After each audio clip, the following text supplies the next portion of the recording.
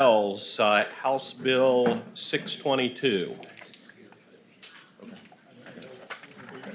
Good morning, Mr. Chairman, members of the committee. This is House Bill 622. So this came out of a comment from a constituent. There was, as you might be aware, there's a list of offenses for which you're not allowed to go on school property or attend school events. The bill was from many years ago, and it allows the person to petition the circuit court to set up provisions for which they can come on school property. But it only applies to the offenses which are called sexually violent offenses on the sex offender registry. It does not cover the other registry offenses. And so I had a constituent whose daughter took up with a man from Pennsylvania that was on the second list but not the first, and she was very surprised and upset to find out that he was allowed to go on school property, visit with a kid, that kind of thing. The offenses, there's a list, and obviously the issues are going to be what's on that list that isn't already there. And they range from, I think, what I would hope we think were all very, very serious offenses. First offense of abduction of a minor, two offenses that are, while still serious, not as serious as that, like some of the various pornography offenses. That's the bill, and I'd be happy to answer any questions. Any member of the committee have any questions of the patron? Mr. Chairman, Senator Edwards. it's kind of hard to tell. It says any felony offense set forth in subsection B of section 9.1-902. Not having that in front of me, what are they? Okay, so I'll read them. It does not cover offenses that are misdemeanors. There's only a couple, but those are not covered. And it would not cover where the victim was an adult. So I'll just read them. There's about 9 of them. Wouldn't cover the what? I'm sorry. Would not cover. Well, where the victim is not a minor. So some Okay. of the offenses that get you on the registry are with an adult victim. I can read them off, or staff has them. I'm happy to. But would you please? Yeah. First offense, abduction of a minor or a person who's physically helpless or mentally incapacitated. Again, the second category would only apply if it was a minor. First offense of abduction with intent to defile a minor. Aggravated malicious wounding of a minor under the age of 13. First offense of carnal knowledge of a child between 13 and 15 years of age if the person is less than 5 years older than the victim. First offense of carnal knowledge of minors 15 years of age or older committed to DJJ or jail. Third offense of sexual battery, attempted sexual battery, contributing, indecent exposure, peeping within 10 years. That's when there's 3, it becomes a felony. First offense of burglary with intent to commit rape. First offense of burglary with intent to commit a felony sex offense. Solicitation of a minor for prostitution. Now, that's not covered currently. That's not categorized as a violent sex offense, just as a sex offense. Pandering by taking a minor to a body place for purposes of prostitution. About 4 of these. Procuring a minor for purposes of prostitution. Receiving money from the earnings of a minor prostitute. Commercial sex trafficking of a minor. None of those are covered. First offense of crimes against nature if the victim is a minor or a person who is physically helpless or mentally incapacitated. First offense of incest if the victim is a minor or, again, the person is physically helpless or mentally incapacitated. Possession of child pornography. First offense of distribution of child pornography. Second offense is, but first offense is not. Already covered, I mean. Use of communication systems to facilitate offenses with minors. And third offense of unlawful filming. That will never come up because unlawful filming of a minor is already a felony. That's the list. Yeah. Got that. Mr. Chairman, what happens if, it's the parent of a student? Does that mean they can never go on their property? I'm sorry. If it's If it is the parent, or you say innocent parent? I'm sorry. I didn't hear you. If it's a parent has a child in school and is. They would have to go to circuit court and make arrangements to the circuit court to set up provisions and arrangements. But yeah, no, they would cover parents. All right, Mr. Chair. Senator Peterson. Delegate Bell, we had a lot of discussion prior to crossover about sexting and how current teenage activities often fall into child pornography unwittingly and probably outside what the original intent of the bill was. How would your bill interplay with this whole issue of sexting and kids that are transmitting images to each other and would sometimes fall within a registered sex offender activity? Okay, it would not apply if they were a student. So in other words, the ban would not apply if they were a student. But if you had someone who had committed this act and then I guess wanted to visit the school after that, it would apply to them. In terms of what's going to happen to the sexting bill, I've already talked to Senator Stanley. This is a puzzle within a riddle that we have tried multiple times on both sides to address and have yet to come up with something that everybody's satisfied with. So I don't want to pretend that I've got in my head a plan for sexting that will somehow take it out of this category. Well, let me do one follow-up question and then I'll be quiet. Senator Peterson. one of the purposes of the Stanley bill was to create a misdemeanor offense precisely so people would not fall into an RSO, again, for conduct which, for lack of a better term, is not infrequent amongst today's Right. teenagers. And I realize students are exempted from this, but, you know, you're gonna be a student for 4 years, you're gonna ban people from going to high school football games and homecoming parades and everything else for the rest of their life because of one picture they transmitted, or series of pictures. Okay, you have two issues. So obviously, we might have different feelings about the child pornography itself. Specific to the sexting issue, which we're going to be taking up today, the issue is never the one you're thinking of. It's all the other unintended consequences that come with that. And every time we take this issue up, we feel as if we are opening the door to people much less attractive than what you're describing. And I could go through the Stanley bill line by line, but really I've tried myself. I've had bills, Gilbert's had bills, we sent it to the Crime Commission, it's come back, and we've never been able to find the net in a way that gets the people we want. Releases the people we want without also releasing people that we are more concerned about. Now, I told Senator Stanley, many of us see this as a problem. No one's been able to come up with a solution. We're going to chew on his bill and see if we can come up with something.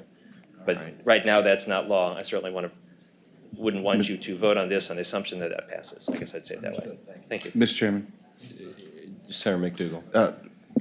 Delegate Bell. Yes, sir. All the offenses you just went through, let me back up. We have two categories in the sex offender registry, violent and nonviolent. We try not to use the word nonviolent because obviously, I know yes, sir. There's two categories. And in the more serious category, you're already prohibited from being on school property today. Yes, Is that sir, that's accurate? So are all these now in that lesser category? Yes, sir. The list I just read are the ones that are not currently covered by the law. So there right now is no prohibition or restriction on those individuals, those convictions entering school property. And again, we're using an existing list, so the list has some that I suspect everyone thinks are great, and some at the lower end which might not catch everybody's attention in the same way. Mr. Chairman, Senator McDougal. we talked about this on a different bill last week, but doing this, creating a new restriction on a category that's not already restricted, does that create any ex post facto determinations? Because when they were convicted and given conditions, those conditions were X, and now we're saying those conditions after conviction have changed to Y. Our analysis was that it does not. The original law was passed this way, which is to not have the ex post, but I understand that may be a topic that you would wish to address and discuss. Mr. Chairman, Senator McDougal. I'd like to hear Mr. Benjamin's thought, and then in combination with this and with the other issue that we were looking at last week of creating something that's under advisement and making it a felony, whether you can do that retroactively or not, and this retroactively or not, maybe it should go by for the day for us to make sure we have the best analysis on that before we make a decision. But I wouldn't mind hearing from Mr. Benjamin, and then maybe he'll cogitate on it some more. Well, I tell you what, in order to maybe give Mr. Benjamin an opportunity to cogitate over it, I know he's ready. Let's hear from folks who wish to speak in favor of or in opposition to the bill, and then we'll turn to legal opinions and comments. Anybody in favor of? Yes, ma'am. Mr. Chairman, committee members, Mary DeVoy. So this bill does equate our nonviolent registrants to our violent registrants, treating and restricting them the same. Does it make us safer? No, it doesn't. Is there any data supporting the need for this? No, there isn't.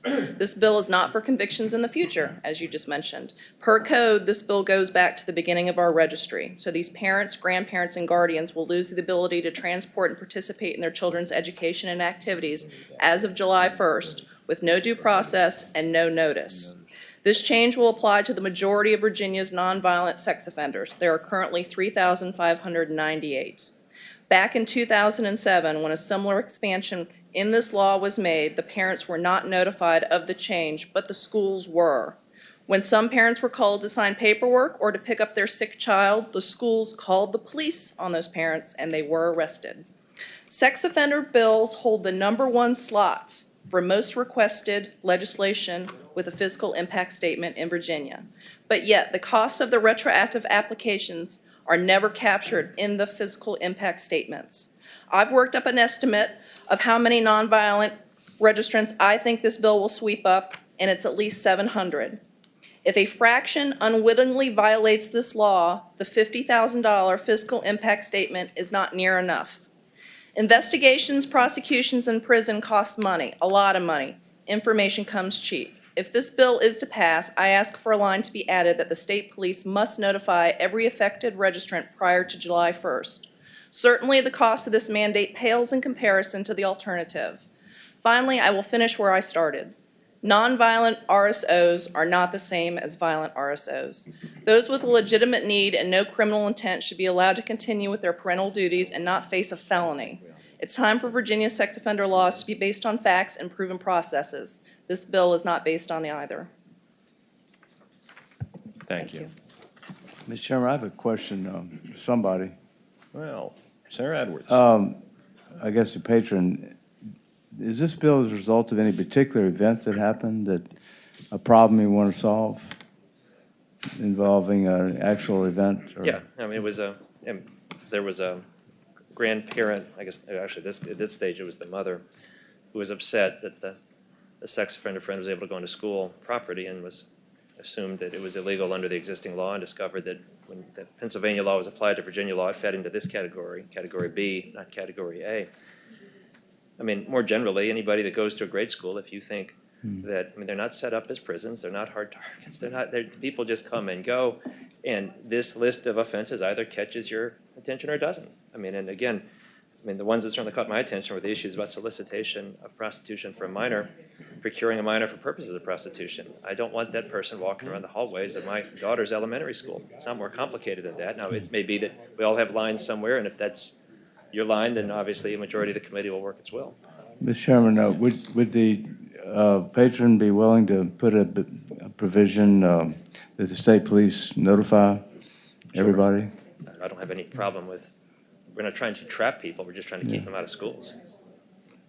Well, I do believe that the bill, from the note I was just handed, needs to make one more stop before it ever sees the light of day. It needs to go to the Finance Committee, and that can certainly be added here or there if it's the desire of the committee. I move that amendment. The state police notify everybody who may be in this category.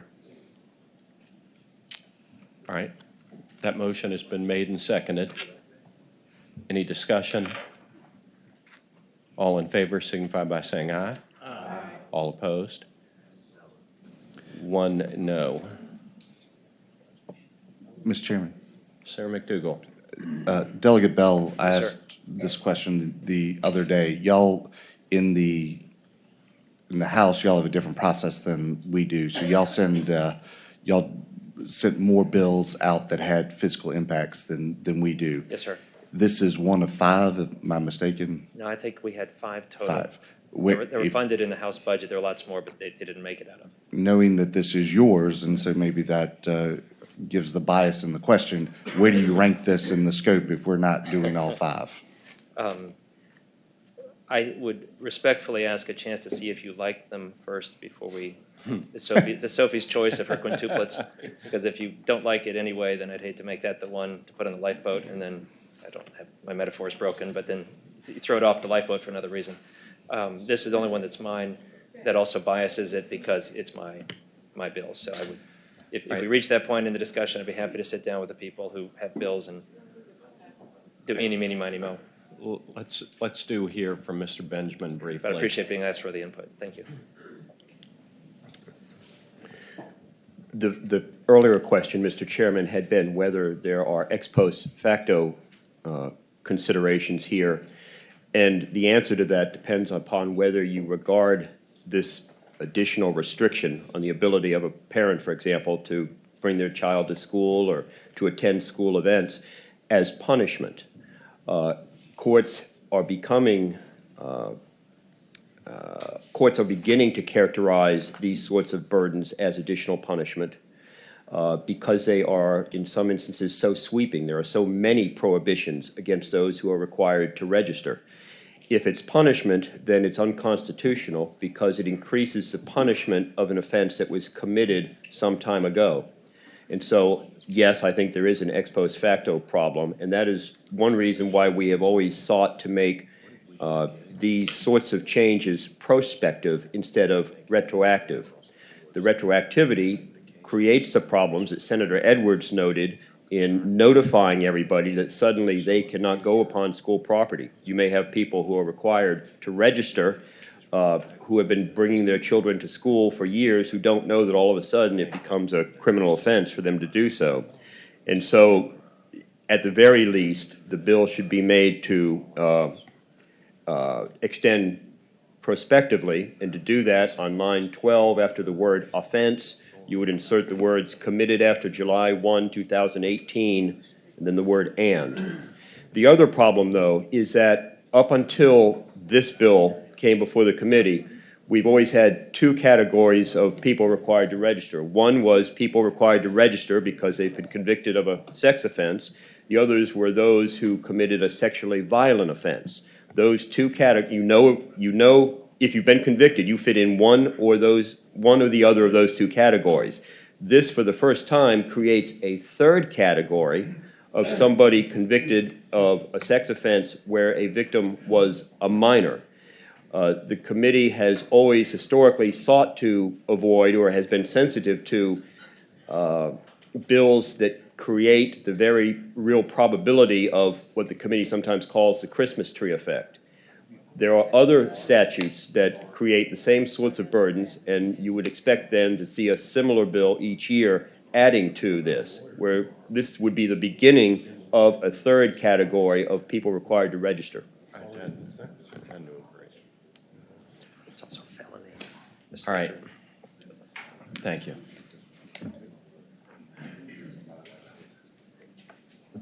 Mr. All Chairman. right, the bill is before us. I'm sorry.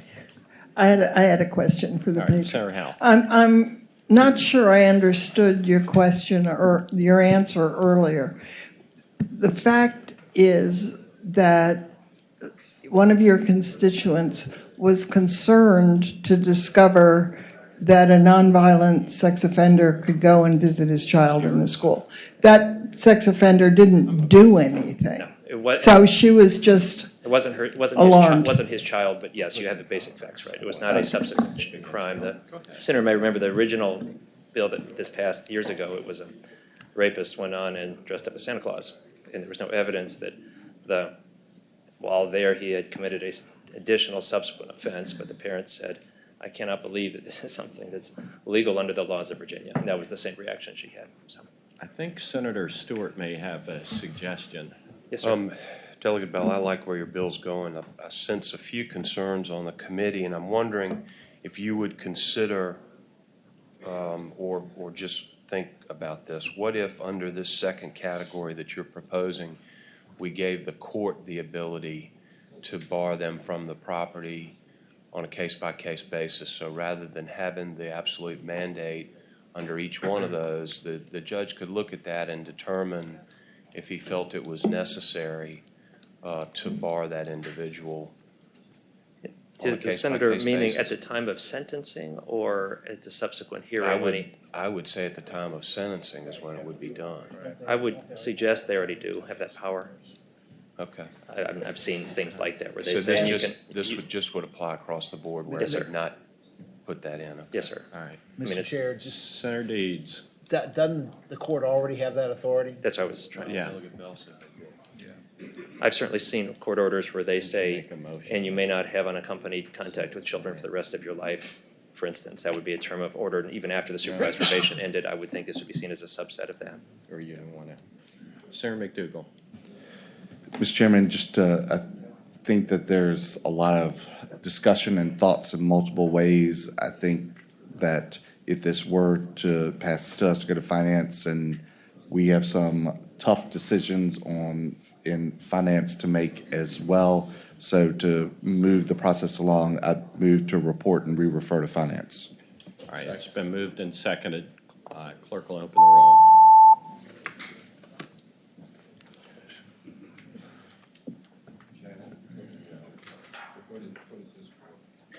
Thank you. Ayes 9, noes 5.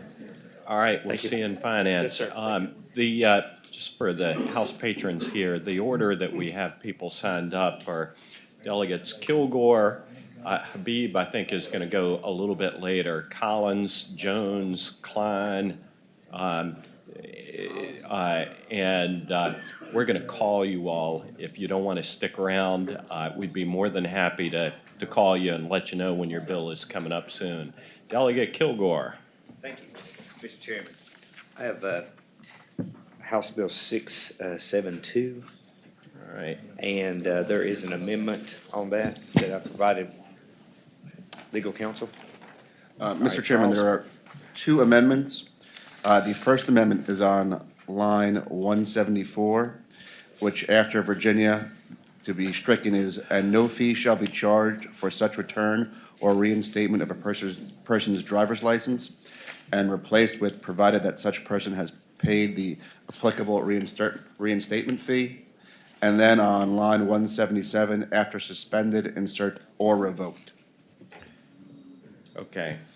So those amendments make it clear that the reinstatement fee has to be paid? Right, yes. That wasn't my intent at the start to create a hole in DMV's budget. All right. Is there a motion to adopt those amendments? It's been moved and seconded. All in favor signify by saying aye. All opposed? Those amendments are adopted. Delegate Kilgore?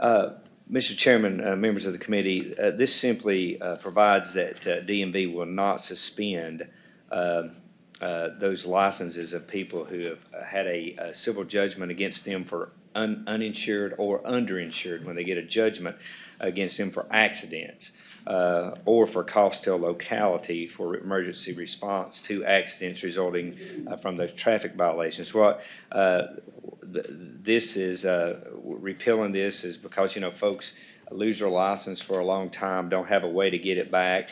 And the reasons for this is not, first of all, it's not highway safety related. There's other means to require insurance. DMV has insurance tracking. You have financial responsibility under SR 22 or FR 44. And right now, it's just purely a collections means, and there are other ways to do it with garnishments, getting judgments, things of that nature. And a lot of times there are arbitrary payment terms, well, you have to pay $1,000. Well, a lot of these folks, if they can't afford, Mr. Chairman, to get $50,000 or $100,000 worth of insurance, they're not going to be able to afford a $1,000 a month payment to get their license back. Well, Terry, I agree with the movement to get more people licensed. Yeah. And I think that we've got a big problem with unlicensed drivers out there. But part of that problem is that because they're unlicensed, they're also uninsured. And those are different problems. I happen to fall in the camp of believing that our limits are too low. And if we're not... I agree with that too. Yeah, and if we're not using the driver's license as a, or the insurance or failure to have insurance as a condition for getting your driver's license, I don't really know what else is out there. So I've got a little bit of concern just I understand. about that. But, Mr. Chairman, Sarah Edwards. isn't it true, that's a different bill? Right. That is true. Kinda. That is true. Get your own bill. That is true, but the problem you have here, these judgments that you get against these individuals are often by default. They don't show up for court, and then they set up all these arbitrary terms. Nobody shows up, and a year later you find out, oh my gosh, my driver's license suspended. You get stopped, and then you're trying to get them back, and then you lose your job. You can't pay this, can't pay that, and then it's just a cycle that goes on. I'm just trying to help people, Mr. Chairman. We've long known that about you. You and Senator Stanley. Yeah, where is Senator Stanley? I don't know. He's out trying to help people. Okay. So, any other questions of Delegate Kilgore? Anybody wish to? Mr. Chairman, I just want to make sure Senator Dougal. I understand the process. You have somebody who's driving, they do not have insurance as they're required to currently under the law. Or have, most of these are underinsured or, they don't have enough, they get into an accident and they have 25,000, but they get a judgment against them for 50,000, and there's other insurance, and then they still have a judgment against them. So that's another way it works too, Mr. Chairman. Mr. Chairman, I probably have some sympathy for that category. Right. I don't have any sympathy for the person that chooses to drive, doesn't have insurance, and the person that they are liable to because they had injuries and they have out-of-pocket expenses and they're covering that we're still going to allow the person who chose to illegally drive because they didn't get insurance in the first place or pay the underinsured motorist fee or one of the other SR 22s or that are options that are available for them to do that. I probably have little sympathy or less sympathy. I understand. Well, Mr. Chairman. Sympathy for the victims there. Is there any way we can separate out the uninsured versus the underinsured issue? I'm not sure that there is. Mr. Chairman. Hang on. Delegate? I mean, I mean, there probably is. I would have to look at it and try to figure it out, but and I'd be glad to try to work that out.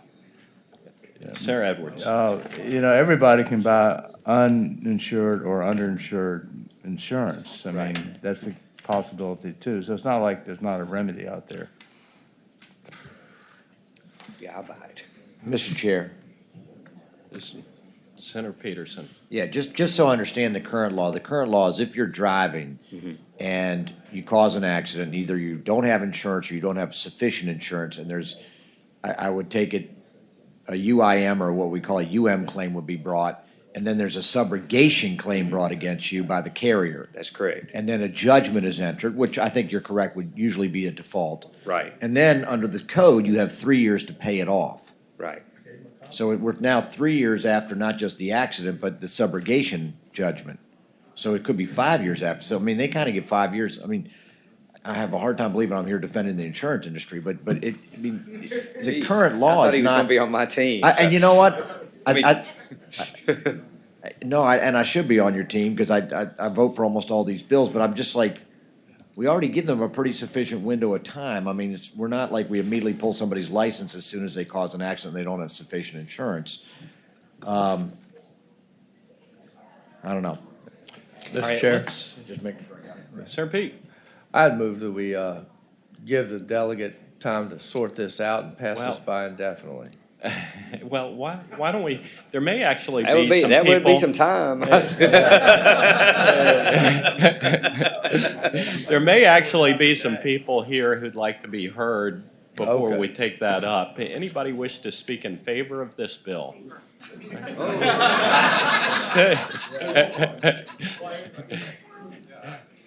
We've got a couple of people here who'd like to speak in favor of this bill. Mr. Chairman, my name's Randy Rollins. I'm the founder of an organization called Drive to Work. This is a problem that occurs all the time where people don't know what's going on. And when I talked to the delegate about this bill, I'd previously spoken to DMV, and I believe they assured me that the insurance requirements still prevailed. In other words, a person has to have insurance to have his license back even after he's dealt with this. The second thing is that these judgments last, in the case of a general district court judgment, for 10 years, and for a circuit court judgment for 20 years, the statute of limitations. So it's a long time, and people lose track of it, and they maybe don't even know about it. So I think I would be very much in support of changing this so this requirement comes out, and they're left to their own devices about collecting the judgment. The judgment's still there, whether it's suspend your license or not. All right. Good morning, Mr. Chairman, members of the committee. Christy Marrow with the Virginia Poverty Law Center, also speaking in support of the bill. And as Mr. Rollins just said, this seems to be disconnected from the ability to get one's license back. That rests on the ability of the defendant to get insurance. And so by repealing this statute that allows the judgment creditor to move to suspend the license until that judgment is paid off, you all would be removing a barrier to the defendant being able to get the license restored by getting insurance, go to work, and make the money to actually pay off the creditor. So we do support the bill. So you're basically making the argument that this is being used not as a tool to get more people insured, but as a collection method. Yes, Mr. Chair. And, all right. And as you know, there are many other collection methods available that are actually more effective than suspending one's driver's license. So even if you've got a judgment, you can, I mean, your conception would be, Delegate Kilgore's would be, that you could get your license back or keep your license as long as you have insurance or pay that fee. Yeah. So, all right. Yes, Mr. Chair, thank you. Okay. Anybody wish to speak in opposition? Yes, sir. Come on up. Who are these guys? Just one.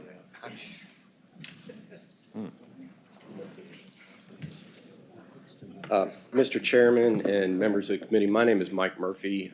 I've met with several of you over the past week on this bill.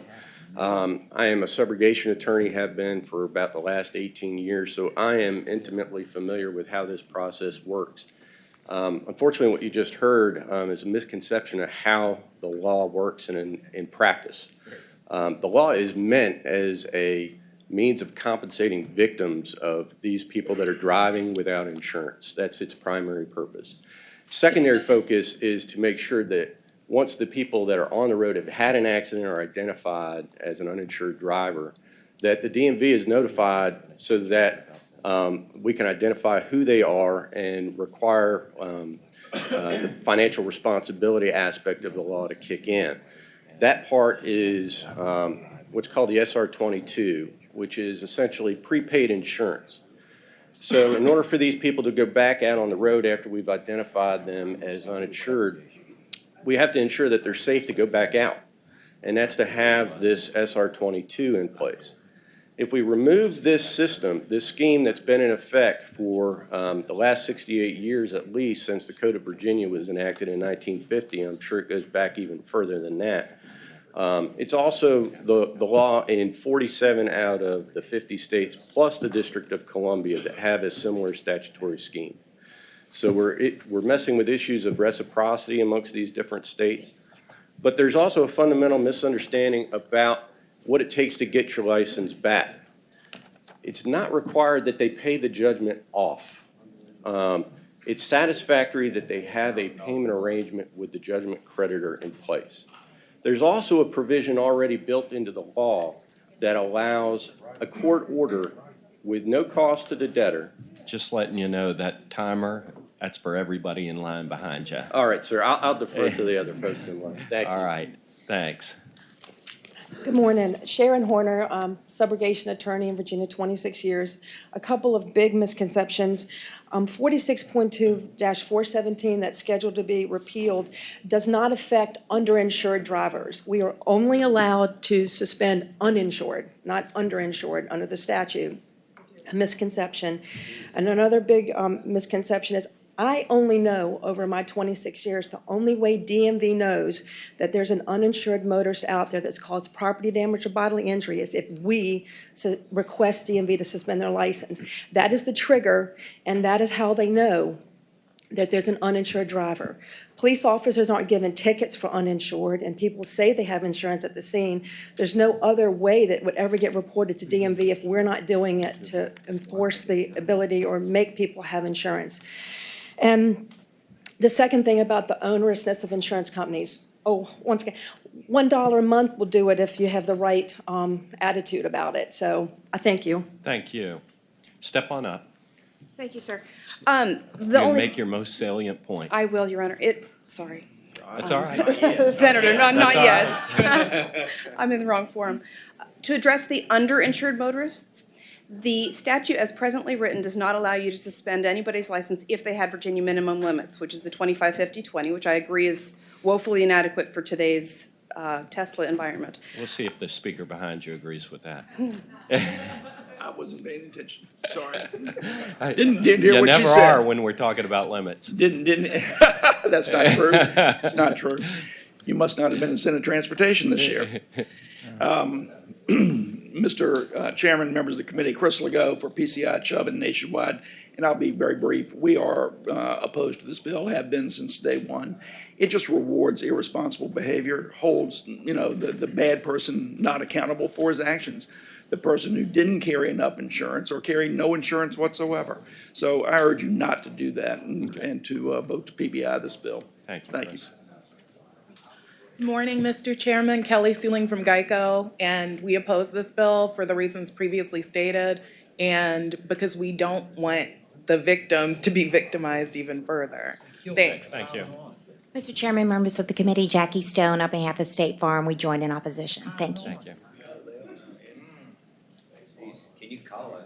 Mr. Chairman, Kevin Logan on behalf of Virginia Farm Bureau Mutual Insurance Company. We also oppose it for all the reasons stated. Thank you. Mr. Chairman, member of the committee, Reese Wilkes on behalf of the Virginia Creditors Bar Association, we obviously oppose this bill, and we want to make sure that this is not a collections bill, this is public safety. So keep that in mind. Thank you very much. Thank you. All right. I get the last word? Yeah, sure. You get the last word. And Mr. Chairman, with all these insurance companies here, you know it has to be a collection bill. That's all I'm saying. All right, the bill is before us. It needs to go to finance. Second. I'm sorry. Bryce's motion was to. Original motion was to pass bill by indefinitely. Seconded. Substitute motion. Substitute motion is to report and re-refer to finance. Is there a second? It's been moved and seconded to report and re-refer to finance. Clerk will open the roll.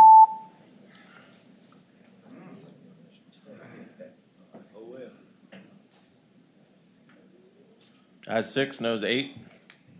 Thank you. All right, we'll reverse it for the primary. Thank you. All right. And maybe we can work on that dichotomy for next year. All right, Delegate Collins.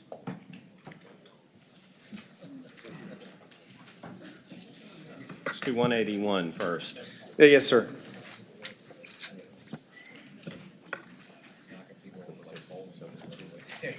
Good morning, Mr. Chairman, ladies and gentlemen. This is HB 181, which is a distracted driving bill. I believe there's some line amendments which affects the exemptions in this bill rather than the substance of the bill. So make sure you have that in front of you. Mr. Chairman, there are, looks like 3 amendments. On line 53, after not include, insert the activation, deactivation, or initiation of. And then. Wait a second. All right. I don't see that. Line 53. There should be a. I think there was a substitute. Is there a substitute? All right. I'm thinking I'm looking at a different. Does not include line 52. Yeah. You're right. Yeah, it's line now is 47. It's the. I was looking at a different substitute, Mr. Chairman. It's line 47. Okay. It's the handheld personal communications device. And after include, we insert the activation, deactivation, or initiation of. And then also on line 47, after factory installed feature, or after factory installed, insert or aftermarket installed. And then on lines 60, after communications device, we are striking during an emergency or disaster relief operation and inserting after that stricken language, or the use of factory installed aftermarket global positioning system or wireless communication device used to transmit or receive data as part of a digital dispatch system. All right. And that just clarifies some of the exemptions, Mr. Chairman. All right, is there a motion to adopt those amendments? It's been moved and seconded. All in favor signify by saying aye. And All Mr. Chair, opposed. that last amendment is designed basically to allow you to use the GPS feature on your cell phone? All right. That was the Uber, Lyft, taxi cabs, individuals that have the established phone. It's a one push, one button push. All right, those amendments are adopted. All right, delegate, go ahead. All right, ladies and gentlemen, this is not the first time I believe that you have seen a bill that we were trying to fix the texting while driving statute. If you have not dealt with the texting while driving statute, it is a very difficult bill, very difficult law to enforce, because if you pull somebody over and they say, well, I think you were texting, and they say, I was not texting, I was Facebooking, that is not a crime. So this bill tries to rectify that by calling it, by saying if you're substantially distracted by your phone. So the idea here is that if you're holding your phone and you are FaceTiming or you're Facebooking or you're deciding to do your video blog in the morning on Mr. Chairman. I-66. Senator Stewart. Just before you go on, Delegate Collins, what's an example of substantially distracted by use of that? Senator, Mr. Chairman, Senator, we use substantially over 500 times in the code. So it is the Black's Law Dictionary is what the Supreme Court has used, and it is to a great deal would be the significance. So I think that is for a trier of fact, where if the concept here is that when you're looking at your phone, if you're driving and you're holding your phone in the other hand and your attention is diverted away and you're not paying attention to where you're going, that is substantially diverted. Versus, I'm sorry. Senator Stewart. So that's what I was wondering. And so isn't that the same under failure to maintain proper control under reckless driving currently? One of the divisions or subdivisions of reckless driving? Mr. Chairman, Senator, I would respond by saying that has not been the court's position. When failing to maintain control of a vehicle, that has generally been that the vehicle then has to do something reckless at that particular point in time. For example, they cross into oncoming traffic, at which point that is reckless driving. This is trying to resolve the issue of the individual who is endangering everybody on the road because they are in fact just paying attention to their phone and not paying attention to how they're driving. All right. Any other questions of the patron? Yes, Mr. Chairman. Senator Chafin. So, Mr. Chairman, Delegate Collins, so exempted in the bill are the systems that are installed, factory installed, right?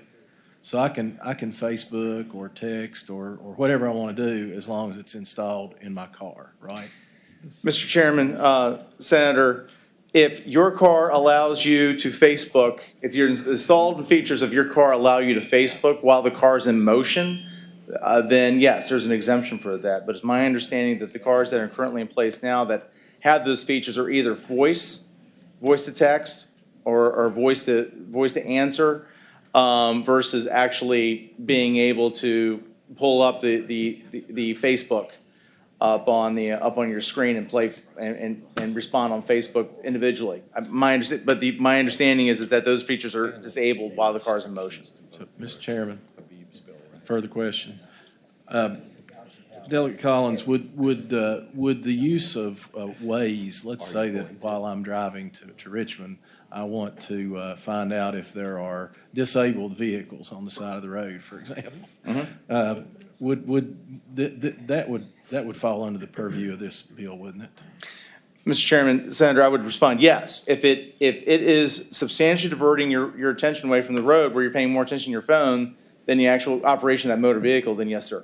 And Mr. Chairman, final question. Delegate Collins, wouldn't it, I mean, the way the bill's written, couldn't it even be, I'm just talking on my phone? I mean, I'm just talking on my phone and I'm having an agitated telephone conversation with someone, or happy telephone conversation with someone, and a police officer thinks I'm distracted. I mean, that's going to get me pulled over potentially too, isn't it? Mr. Chairman, Senator, I would respond to say that if you're talking on your phone and you're very agitated and the officer is able to articulate that your attention was diverted from the roadway, then yes, that would be an opportunity to stop. But I would remind the senator now that if I have my phone in my hand as it is, an officer can pull me over because they think I'm texting. That issue still remains even with the statute that we currently have in place. All right. Any other questions? Anybody in the audience wish to speak in favor of this bill? Mr. Chairman, before Delegate Collins leaves, I'm just trying to go through the mental gymnastics. And I know we had some challenges years ago when we passed, I think it was red light running, and there have been a number of cases where people have run red lights. Used to be reckless driving. Now it's a specific offense that's just a fine. Under this one, if I'm driving down the road, or let's say somebody's driving down the road, they're using their phone and they have an accident, and you can't establish that was reckless. You're saying that just and the case law is pretty clear, just because there is an accident doesn't mean it's reckless. Correct. You're saying that there's really 3 different levels of possibilities out there that exist, unlike what Senator Stewart was, and I tend to believe that there are really 2. It's either reckless or it's not. Mr. Chairman, Senator, obviously there's reckless driving and there's improper driving when it comes to a vehicle accident. With this distracted driving, it is a traffic offense versus a criminal offense as in reckless driving. And in this case, with distracted driving, there does not have to be an accident to be actually involved. So it is more of as one law enforcement individual put it that I liked was, we're told we follow a drunk driver who we know to be drunk, but as the law is now, we have to wait for that drunk driver to wreck before he can ride for driving intoxicated. This law now gives law enforcement the ability to hopefully prevent that accident from happening. Mr. Chairman. Senator McDougall. But there's also the possibility now that we're going to have accidents where people were using a handheld device and they're going to argue, I was just distracted, I was not reckless, and it could result in significant bodily harm or even a fatality, and potentially they could be found guilty of a fine not more than $500. And Mr. Chairman, Senator, I would respond that this is Section D. A violation of the section shall constitute a separate and distinct offense. So I could see an indication where somebody who was talking on their cell phone, was Facebooking, rear ends a car, at which point they could be charged with reckless driving for failing to maintain control, but also be charged with distracted driving since they're 2 distinct offenses.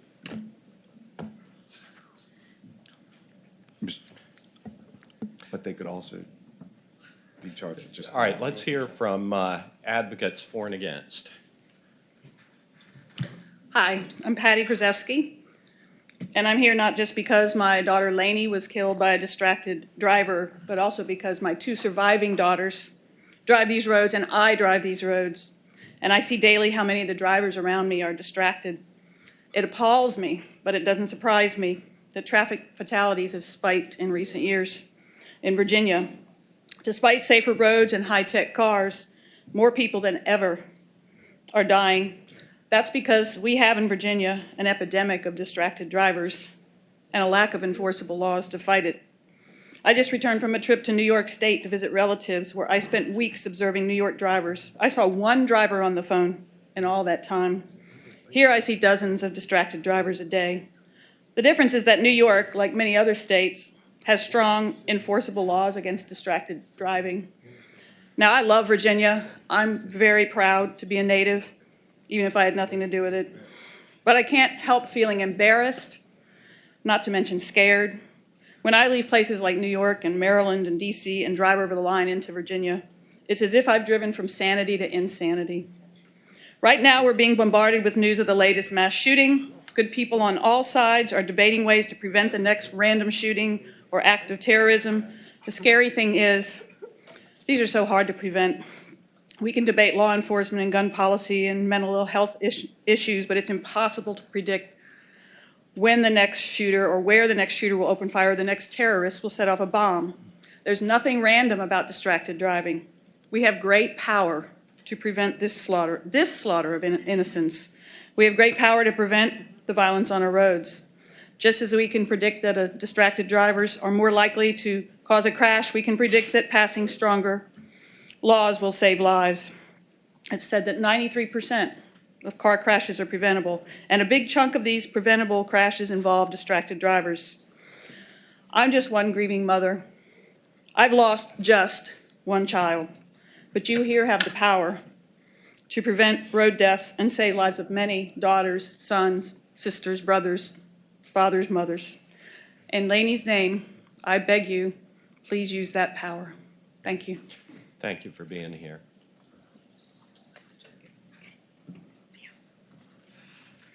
Good morning. Good My morning. name is Christina Dempsey. Some of you know me from being constituent in the area, and some of you know me from church or being Sheriff Dempsey's daughter. I'm here today to support the bill because some of you may know that I lost my sister and my niece and my soon-to-be niece in 2013 due to a distracted driver. They were traveling down the road home coming from the airport when a hauling truck at 55 miles an hour, the driver was distracted and hit the rear end of their vehicle. Their vehicle was only doing about 4 to 6 miles an hour at the time. At that point, he never hit the brakes and he used their vehicle to plow through 6 other vehicles. My sister and Abby and Lauren lost their lives on impact, and no other lives were lost that day. My sister was 37 years old. Lauren was 14 and Abby was only 7.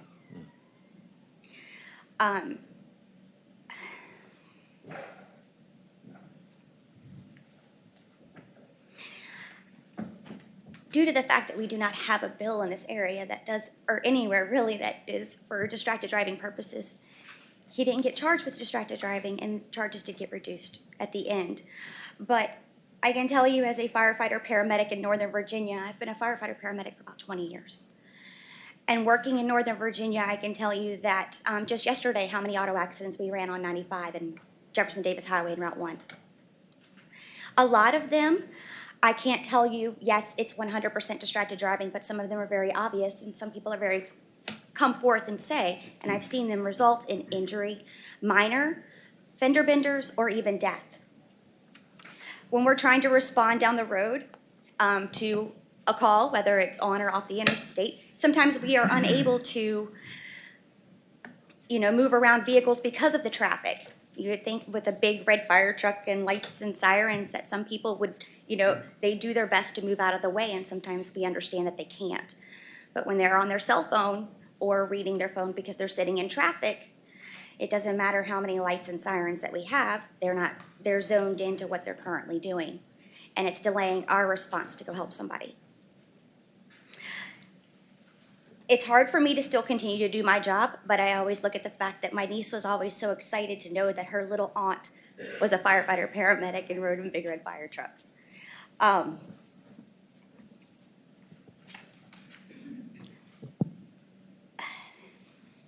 So I just wanted to let you know that I do support this bill, and I hope to see it through. Thank you. Well, thank you for being here. If you would step up and just state your name, organization, and whether you support the bill. Excuse me. Yes, sir. I'm Lieutenant Mike Lovely. I'm with the Norfolk Police Department, and I'm in support of the bill. Thank you. Good morning, Mr. Chairman. Kelly Sealing from Geico. We support the bill. Thank you. Good morning, Sergeant Keith Callis, Norfolk Police Department. I support the bill. Thank you. Jackie Stone, State Farm, we support the bill. Thank you. John Lugbill with the Sports Backers, and we support the bill. Thank you.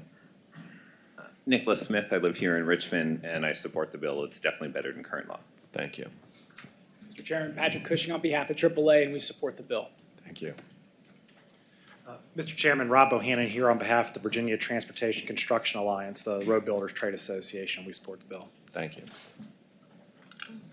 Mr. Chairman, Janet Brooking with Drive Smart Virginia, and we have a coalition of 60 organizations that support this measure. Thank you.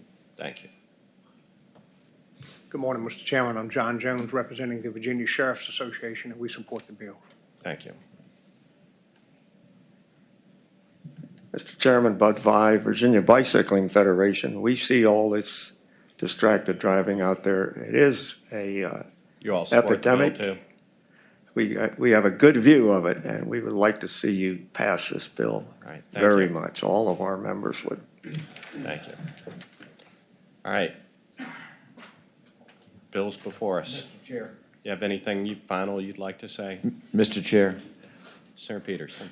before Delegate Collins wraps up, I'm going to ask him a specific question. I have generally voted against these bills, not because I don't appreciate the importance of the issue, but I think what you do is you give a wide latitude to law enforcement to pull over vehicles, which is not always evenly applied. And I always use the example in my hometown. I went to well, at least back in my younger days, I had gone to high school with everyone in the police department, and they're not going to pull me over. They'll pull other people over.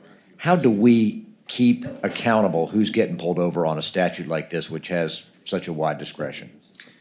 Mr. Chairman, Senator, I would respond in two ways. First of all, as the texting while driving statute is now, all anybody has to do is have a phone in their hand. They can be pulled over for the idea that they're texting while driving. Even if they're saying, well, I wasn't texting, I was just hanging up my phone, the officer then has the probable cause for the stop, which is obviously, I understand the senator's concern.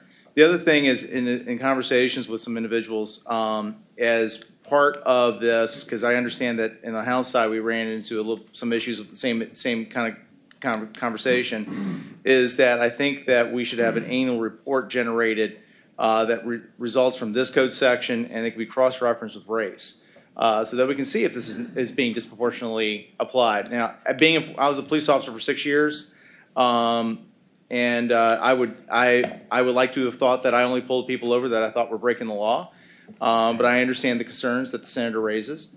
And I think that there is some alleviation that we can put in place to make sure that we keep that kind of monitoring. And I think that anybody in law enforcement recognizes that there are a handful of bad actors, and that we need to make sure that we see those bad actors. Because I think in law enforcement we want to make sure that we are even-handed and that we are seen to be a fair and a fair organization that's there to protect the public. All right, the bill is before us. Move report. Second.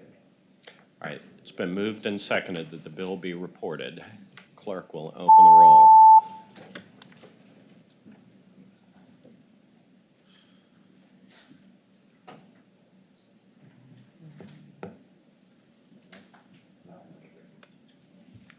Ayes 10, noes 3. All right. Thank you, sir. Now, If you want to pass by mine real quick, I want the others. huh? I want to be spoken to real quick. I got two more bills. Well, we've got a couple of bills. Okay. I got, yes, sir. We can pass them by. No, I'd rather not. We're rolling. I don't know whether you're rolling, but. No, I gotcha. You experienced success on one. We'll see about the others. 277. Yes, sir. Just drop the mic. Everything else can go. All right. Is there a motion? You've got a substitute? All right, it's been moved and seconded that we adopt the substitute. All in favor signify by saying aye. Aye. All opposed? All right, substitute's before us. All right, go ahead. Mr. Chairman, ladies and gentlemen, so this is part of a 2-year work group of family law and with Family Law Coalition in order to clarify some language regarding guardian ad litems and child custody cases. For those of you that don't practice law in this area, we have Code Section 16.1-266.1, which establishes what a guardian ad litem is to do in representation of a child in a case. What the issue has been is that a lot of times the guardian ad litem or the judges, it is a surprise at the end or during the hearing of information that the guardian ad litem was privy to, but not anybody else, because the guardian ad litem has broad powers when it comes to investigations. They can go and talk to a school, they can look at school records, whereas a party sometimes is not able to subpoena those records or get a subpoena to seek them. So what this is trying to do is clarify an issue where a court may, it is a may, not a shall, have a guardian ad litem do a written report prior to trial. This written report is not evidentiary. It's simply to say, I have done the following things. I went and spoke to the parents. I went and visited the home. I went to the daycare center. I went to the school. And here's what I have found. It is not a finding of facts or conclusions of law by the guardian ad litem. It's just simply a fact of, here are the things that I have learned. Now, for some parents think that they would not find out that they were doing something unsundry, but all of a sudden the GAL has been able to find out through neighbors, and they find out 15 days before trial, and suddenly there's a settlement conference had because people thought that they were hiding things. But more along the lines of how this is helpful is that there's no surprises. We know the guardian ad litems have actually done the job they're supposed to do. This does not preclude the guardian ad litem from presenting evidence in trial. So if the or asking questions, they're not simply bound by their report. The report, since it's not of evidentiary nature, it is just simply to say, I have done the following things and the following people I've spoken to. There's still a trial to be had. The guardian ad litem still represents the juvenile, and that is not. And they have the opportunity within the code section already to be able to say, I have changed based upon the evidence I've heard today. I changed my position. I changed my mind. But this report has nothing to do with that. This is just simply a report. The court, it is a completely within the court's purview to ask them to do this. It's a shall, not a may. So if we have a trial that's set 6 months out, that's one thing. But if we have a trial emergency hearing set in 3 weeks, and they have to file a report within 15 days before the trial date, I would hope that our courts recognize that the impossibility of an emergency hearing of being able to get that done. So that's what the bill does. And I would, if anybody has any questions, I'd be more than happy to answer them. Well, I can't remember. I guess this came up in the Judicial Council, and I was there for that meeting, and initially, most of these recommendations were presented, and initially, I think most of the judges who were there said, I kind of like it, and then the more they talked about it, the more problems and challenges were identified, and I think virtually unanimously it was rejected and deferred. And as a consequence, I know that Supreme Court has some thoughts that they would like to offer, and I'd be really interested in hearing from the Supreme Court.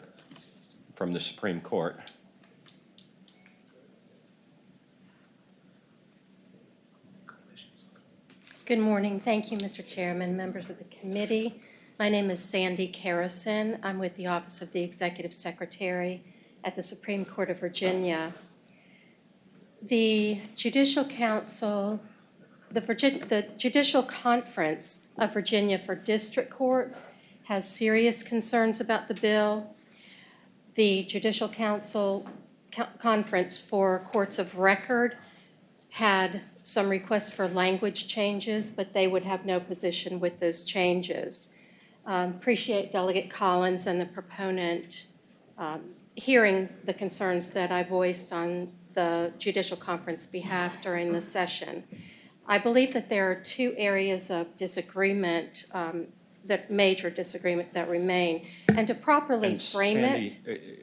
The areas of disagreement continue to persist even with the substitute? Yes, sir. Okay. To properly frame it, the issues in this bill were discussed by the Guardian Ad Litem Work Group, which I have staffed, but this is not a product of the Guardian Ad Litem Work Group. There's one piece of it that group embraced, and that's the language that appears in the substitute before you between lines 64 and 68. That was the only piece.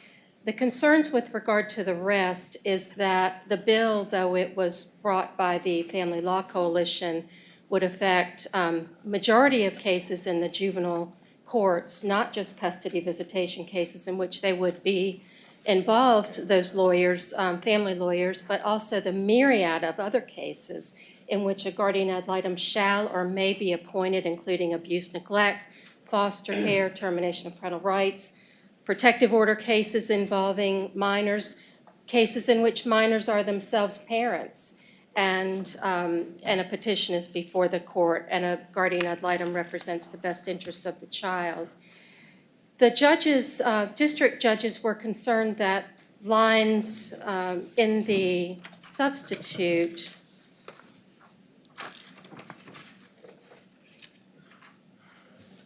regarding the written report, which a judge can already order a guardian ad litem to do. This bill doesn't do it. But lines 49 to 54 provide the timing within which the guardian ad litem must file a written report if it's ordered. The 15 days in advance of a custody hearing, judges said, parties are asking us for hearings as soon as possible, and now we're going to have to wait at least 45 days before we can give parties in contentious and volatile proceedings an opportunity for a hearing. The 72 hours prior in all the other case types includes the abuse neglect cases that I mentioned that have tight time frames and a series of hearings in a short time frame, so that for the guardian ad litem to respond and do a written report and file it early, the judges thought could cause some scheduling problems and delays. There were serious concerns voiced about what in the substitute is lines 59 to 63. What these lines do is limit the timing and the extent of information that the judge can hear from a guardian ad litem. Right. And what the judges responded to this is that I want the guardian ad litem to stop by the parties' homes unannounced, to talk to the second grade teacher, to stop into Head Start and see how the child is doing. And I want the guardian ad litem to report back to me. These lines, 59 to 63, would limit how the court receives information from the guardian ad litem for the child. It would significantly change practice to require the guardian ad litem to report and first, before any evidence is put on. The judges said that of course they expect the guardian ad litem to have completed their investigation prior to a court hearing, but that they want the guardian ad litem to respond to the information, the evidence that's presented at the hearing. This may be evidence that was withheld by parties because counsel can withhold consent to the parties even talking to the guardian ad litem before the hearing. And there may be late and breaking developments in the case that the guardian ad litem needs to be nimble, and the court needs to be nimble to allow the guardian ad litem to respond to. So the other irregularity with those lines is that with the guardian ad litem reporting first, the petitioner hasn't even put on the basis for the petition that's before the court yet. So there's a procedural irregularity, and this interferes with judicial discretion, and it interferes with the authority over the conduct of the proceedings. I'd like to wrap up by regarding those lines, one more point. We had suggested to the proponents that limiting those lines to written reports only would lessen, although not completely alleviate, the concerns of the judges. And they don't agree with that? They did not agree with that. They rejected that. Regarding lines... Sandy? Sir? Can we just suspend for a minute? I'm not sure what the appetite of the committee is to address all of these issues on the fly. I know that the court has been working on this. I know you've been working on this for a long time, and I would suggest, or I think that I sense some reluctance on the part of the committee to move on this recommendation, given the work, and I know that the Family Law Coalition has serious concerns about the way that guardians ad litem are working, but I'm not sure that that we ought to reject the court's considerations and concerns and adopt the Family Law Coalition's recommendation without looking at this further. And this is not an easy issue. It was an issue that did receive extensive discussion in Judicial Council, and it was determined that it was more complicated and that it needed more consideration, in part because of the diversity around the state and the diverse practices. And so let's hear from Family Law Coalition first, and if it's necessary to do surgery, we can come back to you. But I rather suspect that we may take this back for the year. I understand. May I make two final points? Real quickly. Yes, sir. The continuance language toward the end of the bill is unnecessary and calls into question the court's authority to grant a continuance in other contexts, and there was no opposition to the certification language. Thank you so much. Okay. Thanks. Mr. Chairman, members of the committee, I'm Lawrence Steele. I'm here on behalf of the coalition. I've practiced family law for 43 years, and many of the statements as to the real world of how we practice in this field stated to you a minute ago is just flat out incorrect. This is based on a survey that the Supreme Court itself generated by a survey to judges, guardians, CASA, family law attorneys, indicating that in 90% of the cases, litigants don't even get the initial review of a guardian who's done the investigation. And I would probably say that in over half the cases, the reason we want an advance notice is it settles cases. The guardian has looked into this case in depth. If it's an adequate or a good guardian, they're going to be talking to teachers, parents, supportive witnesses, all of the mental health professionals.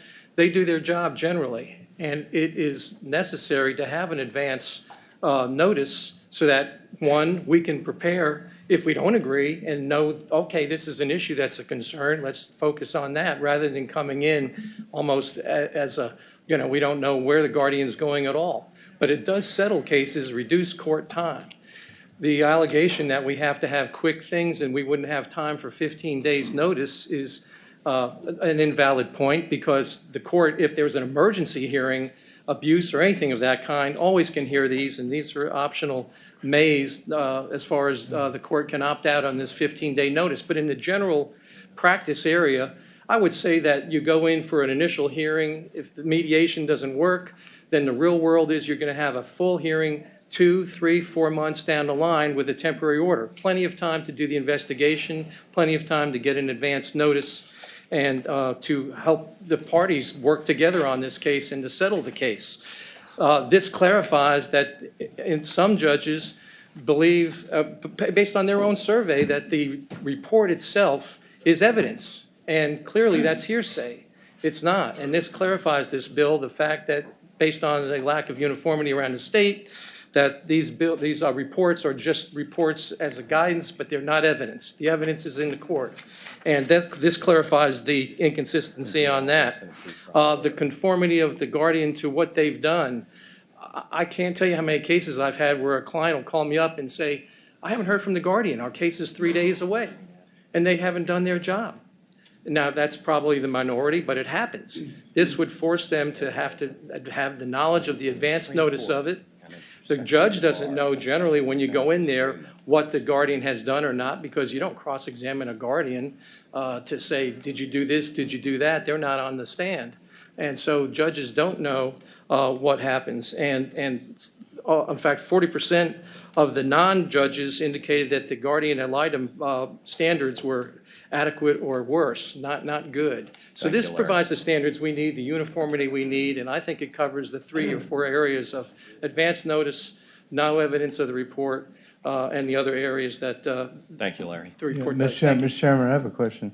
I agree with what you're saying, but the practicality is, it says here, guardian's report can't be introduced, in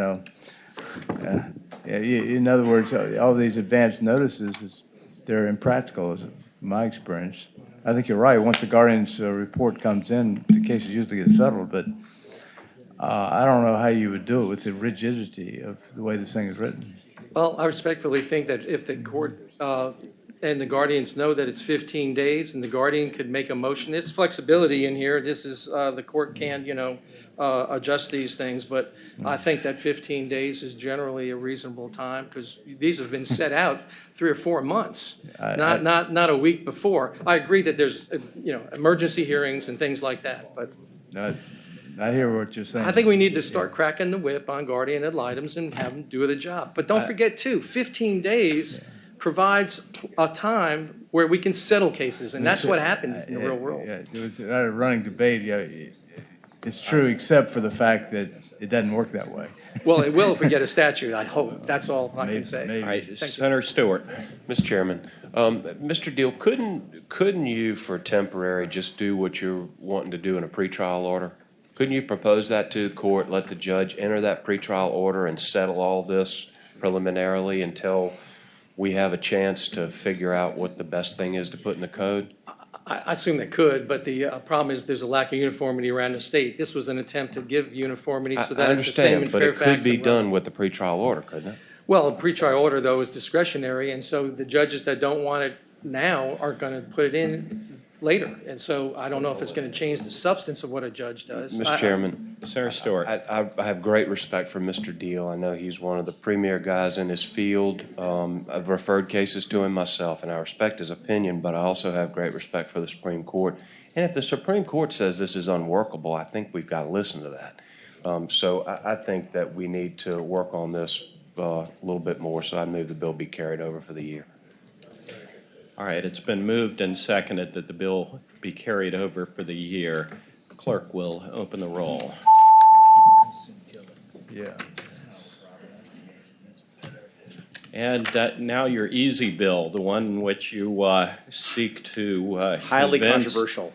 Convince us that the Senate should accept a reduction in our representation on the Committee on District Courts, whereby the House retains its representation. Well, I'm happy to make it 39 senators on the commission, but I think this is what common practice. I think this is what the practice has been, Mr. Chairman. This does reduce from 2 to 1 the number of senators on For the Senate. Mr. right? Chairman? Senate, yes. Mr. Chair, I move that we amend to return the Senate members to their original population and strike all the House members. Second.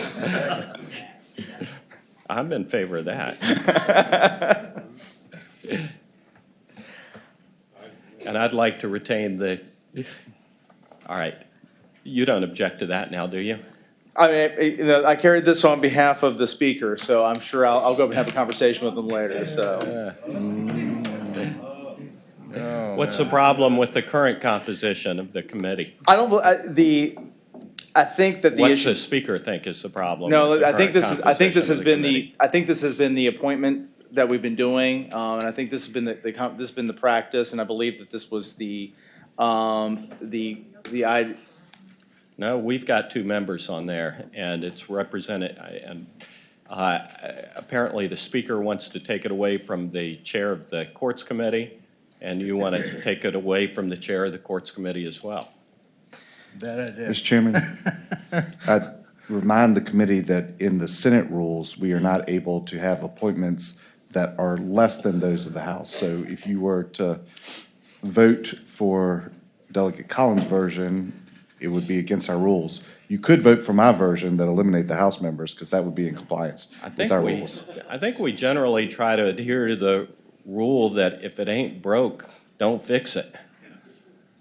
Is there a motion on the bill? Move to PBI. It's been moved and seconded to pass the bill by indefinitely. Clerk will open the roll. Surprise, surprise. That's 15 All right. I'm here to Now serve, you- Mr. Chairman. Now you're on a roll, Delegate. Thank you. Have a good day. You're here to help people. All right. Delegate Habib, you want to hang on? All right. Delegate Jones.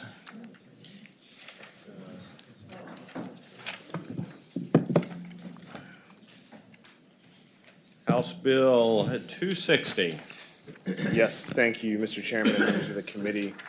Before you is House Bill 260, which creates the Virginia Critically Missing Adult Alert Program. And before I go into what the program is, I will start with the genesis of it. About 6 months ago, back in Norfolk, a young woman was abducted. She was 18 years old. She was taken from the naval base by a serial killer and taken down to Charlotte, North Carolina, where she was brutally murdered. There was a groundswell of support on social media and other places to find her, but because she was 18 years old, she was too old for an Amber Alert and far too young for a Silver Alert, which does 60 and over. So after this horrific tragedy, her family came to me and asked me if we could try to do something. And so working with the state police, working with law enforcement, we created this bill, which basically applies to people who are believed to be abducted or involuntarily missing by the state police. I think what is unique and positive about this piece of legislation is that we are leaving the determination of who is abducted and who is missing to law enforcement. The state police will create the criteria the same way they do for Amber and Silver. For Amber, there are 5 criteria. For Silver, there are 5 criteria.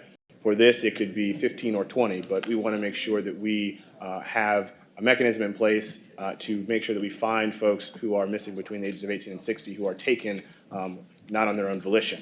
I would also add that this is the state piece of this legislation. There is a federal component as well. That's being spearheaded by Representative Scott Taylor, a former colleague of ours, because there is another piece. But this would be billboards and participating media. And I'm happy to take any questions or answer any questions about this piece of legislation.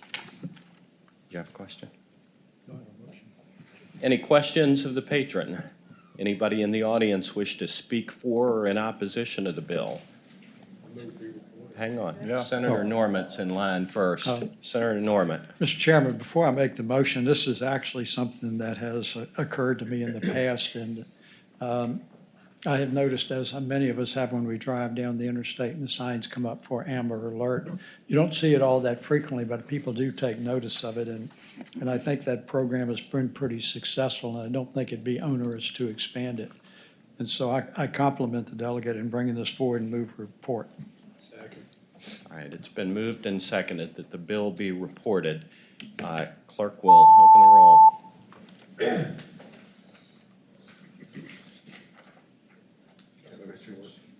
Oh, I got it, Stuart. Okay. That's 15-0. All right, congratulations. Thank you very much. All right, next we've got Delegate Klein. Delegate Davis.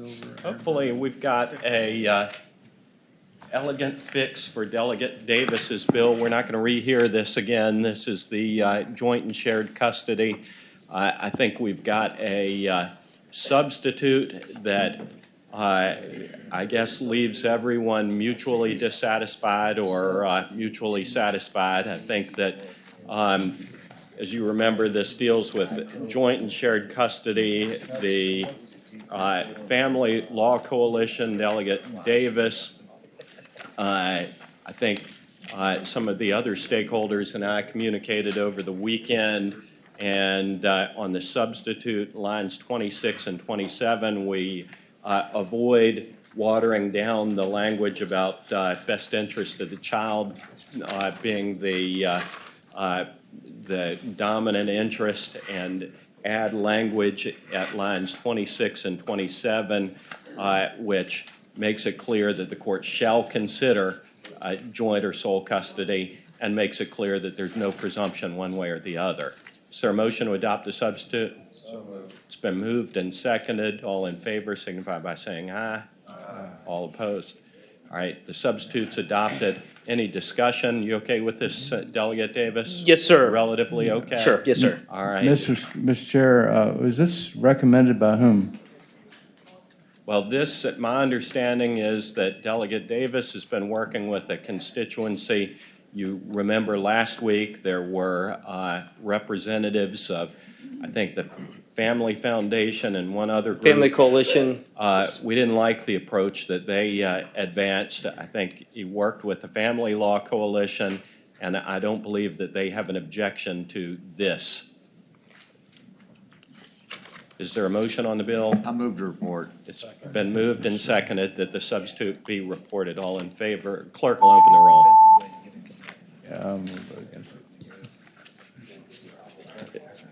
All Ayes right. 14, noes 1. Delegate, very thank you much. very much. Next, we've got Delegate, oh my gosh, Delegate Leftwich. Did he leave?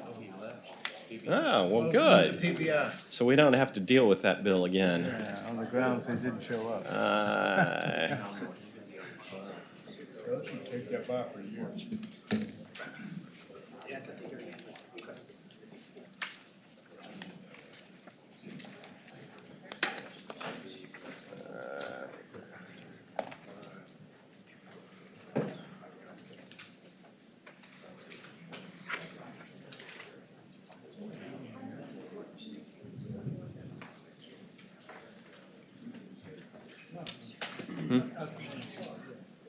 Yeah, call Carrico.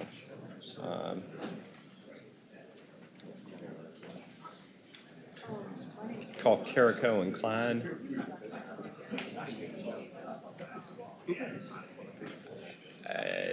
Yeah. Greg, you want to do 571?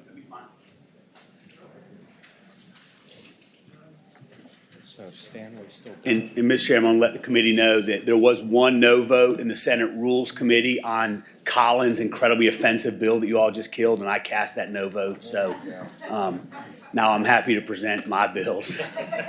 Mr. Benjamin, I was just talking about 571. So here's the quirk about the law. You've got the underage possession statute. It then references another statute in with what are sort of exemptions or exceptions to the statute, 1 through 10. But the statute specifically lists one of them as an affirmative defense, which means the other ones are elements of proof the prosecution has to prove. Some savvier lawyers have figured this out and are beginning to hold the Commonwealth to their burden to prove that the underage possessor is not a home brewer of alcohol or permitted by their parents or any one of the other ones. So the idea here is to make it clear that all of 1 through 10 are not exceptions, they are affirmative defenses. This is actually getting at what my predecessor who carried this bill before intended, but isn't what is in the code now. I think Mr. Benjamin may have had some thoughts about a different way to do it. I can tell you the House Courts criminal guys put an amendment on here that says it's declarative of existing law. I totally disagree with them. I do not believe it's declarative of existing law, but they did not want to they did not want to announce to the world that they have a 6-month get out of jail free for underage possession once they saw this bill come out, so they stuck that on there. So I'm open to whatever amendments y'all think is necessary. The goal is simply to make that list 1 through 10 into affirmative defenses so that the burden rests with the defendant, not with the prosecution. All right. Steve, do you have any thoughts about this? I mean, the one that I was a little bit concerned about was whether we're creating crimes where there were none before, essentially substituting an affirmative defense for the fact that there's not a crime. Right. Mr. Chairman, that's exactly my concern. And so my suggestion to avoid doing that would be to unstrike the stricken language on line 16. On line what? On line 16, unstrike 17. 17 on mine. 17. Okay, wherever it is. 17. You unstrike that. And currently it says 1 through 7, but I think there are now 10 exemptions from licensure, so you would change the 7 to a 10.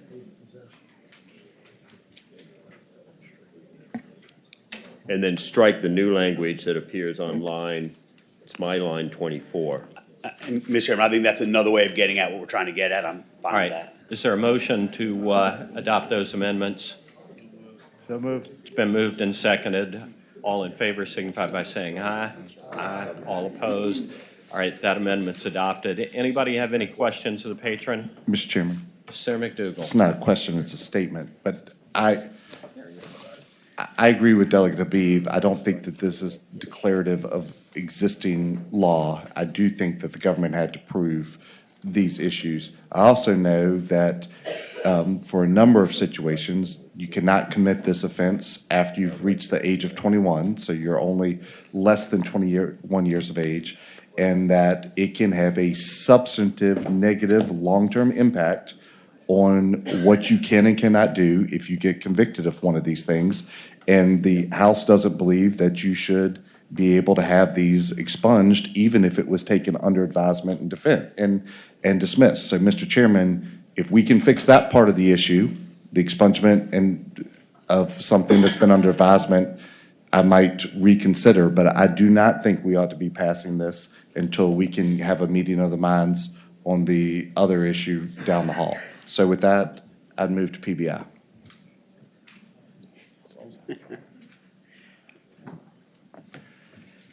All right. Anybody else have any comments? Is there a second to that motion? Anybody in the audience wish to speak to the bill? You second it? Okay. Delegate Habib? Yeah, I mean, I think I would like the bill to go forward, and y'all vote how you want to vote. Okay. All right. But we love Delegate Habib. I can tell. We got a pattern on your votes, man. All right, clerk will open the roll on the motion of PBI. Ooh. Ayes 2, noes 13. All right. We like your bill. All right, so sorry, go ahead. Steve? So, Mr. Chairman, consistent with what we were talking about before, on line 22, we would strike the language that begins with the word "it shall" through to the end on line 24, and also strike line 80. You said line 23. No, line 22. I think there may be two numbered versions based on which one you look at on the Right. system. It shall on line 22 Yes, through the end of that sentence? through the end of that sentence, All correct. right, and second, Line 80. line 80. All right. Move those amendments. Is there a second? All right, it's been moved and seconded. All in favor signify by saying aye. Aye. All opposed, those amendments are adopted. The bill's before us. Mr. Chairman, members of the committee, I actually totally agree with Senator McDougal's position on expungement and several other things where I'm an outlier within my caucus and within our courts committee. That said, I think this bill does get at what the intention was and does take a possibility away from prosecutors, which is disproving elements that they can't possibly disprove. So I would hope you report the bill. Move the report. It changed. It is not an affirmative defense. It's not a crime. Move the report as amended. I mean, do you want to hold it up or something? I mean, I don't care. Yeah. Did we do that? We did that. All right. It's been moved and seconded that the bill is amended be reported. Clerk will open the roll.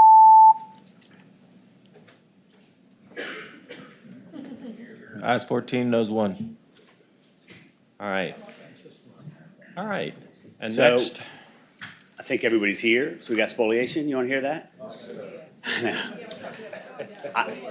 I don't think we need to represent the bill. I think there may be an I amendment. really hope we don't. Yeah, I'm not inclined to represent it. I think we have an amendment. As I've told everybody, I will very happily reject amendments and put it in the conference, and y'all can send whoever you want over to conference. We'll see if we can figure out some language to get at All what we're right. trying to get at. Kristen, do you have a substitute?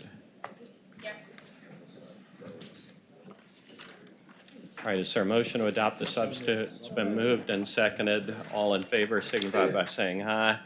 All opposed, substitutes before us. Mr. Chairman, I think the substitute gets at Senator Stewart's issue about when notice would be provided to the party required to maintain the evidence. I think this takes away some of the burden, but again, I will reject it by agreement and put it in the conference and see what we can come up with. All right. All right. And this incorporates, Kristen, the amendments that we made last week, allowing explanation. Yes, Mr. Chairman, the amendments, the changes from last week are on lines 14 through 15, the definition of probable litigation. On line 18, the first word is, that used to be may be. And on lines 21 through 22, the language subject to any explanation that may be made by such party was from last meeting. Mr. Chair, Senator Peterson. and I hate to fiddle with it because I know it's going to conference, but is that probable litigation what we airdropped in from the homeowners association section of the code? Yes, Senator Peterson. Okay.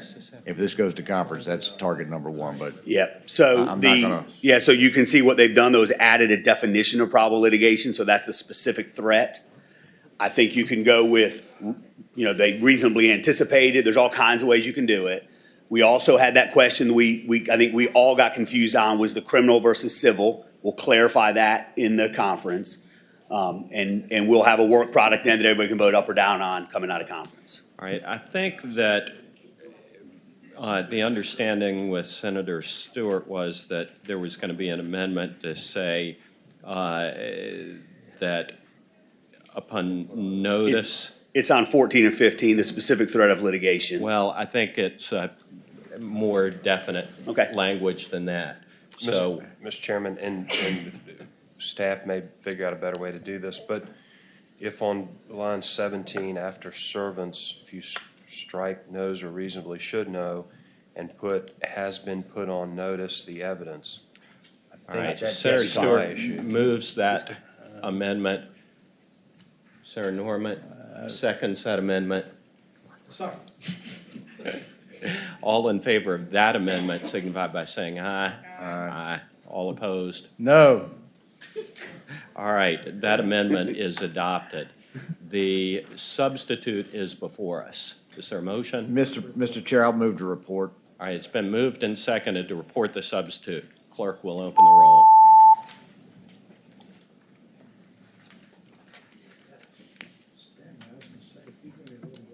Ayes 12, noes 3. Thank y'all. All right, thank you. All right, Delegate, I'm sorry, Delegate Klein. He showed up. Delegate Leftwich's has been waiting patiently. We dread Delegate Leftwich's bill. Thank you, Mr. Chairman. All right, Delegate Klein, what you got? Mr. Chairman, I have House Bill 1580, which would take the third offense, violation of protective order statute, and add stalking to it as another offense for which a third would constitute a felony and or any combination thereof. All right. Delegate, my understanding is that if reported, this one needs to go to Finance too. Yes, sir. Anybody have any questions of the patron? We Anybody? look forward to seeing it in finance. Yes, sir. Anybody in the audience wish to speak for or in opposition to this bill? Yes, sir. But I know that the chairman is in a good mood. Mr. Chairman, I move to report and re-refer to finance. Mr. Chairman. Oop, Hang I'm on, sorry, I hang didn't on a see. second. Step right up. Yes, sir. Good morning, Chairman, distinguished Senators. Travis Burr, Commonwealth Attorney, Spotsylvania. Good to see you, Travis. Speaking on behalf of VACA, obviously, we support this bill. We're talking about recidivist criminals, and as most of the people on this know, you're talking about crimes that go hand in hand, stalking and protective order violations, things of domestic violence. Simply another tool for law enforcement to combat these type of crimes and protect some of our most vulnerable victims in our society. So, Virginia Association of Commonwealth Attorneys supports this bill. Thank you. All right. All right, Steve. Go ahead. Mr. Chairman, I would recommend clarification in an amendment on line 24, where it currently says was based on an act or threat of violence, that phrase be amended to read was based on an assault, battery, or an act or threatened act of violence as defined in subsection A of 19.2-297.1. The same change would be made on line 20. Ben, any objection to that? No, I have no objection to that. All right, is there a motion to adopt that? It's been moved and seconded to adopt the amendment. All in favor signify by saying aye. All opposed, that amendment's adopted. Bill's before us. Mr. Chairman, I have a question. Go right ahead. Is there any evidence or studies or anything about there's 20 years from the first conviction? I mean, that's a long time. I mean, most people age out of these things. Is that necessary to have 20 years? Why 20 years? Mr. Chairman, I believe that's current law with regard to the violation of the protective order statute with the third. My question is, has anybody looked at, do we need 20 years? Has been a situation where It's been like 19 years between one offense and the other?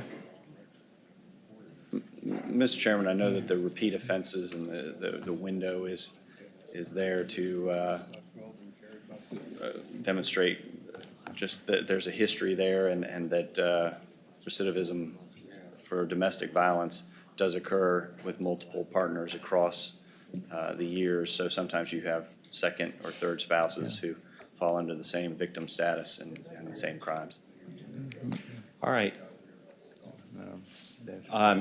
Sir, there, I think, has been a motion to report and re-refer to finance. Clerk will open the roll.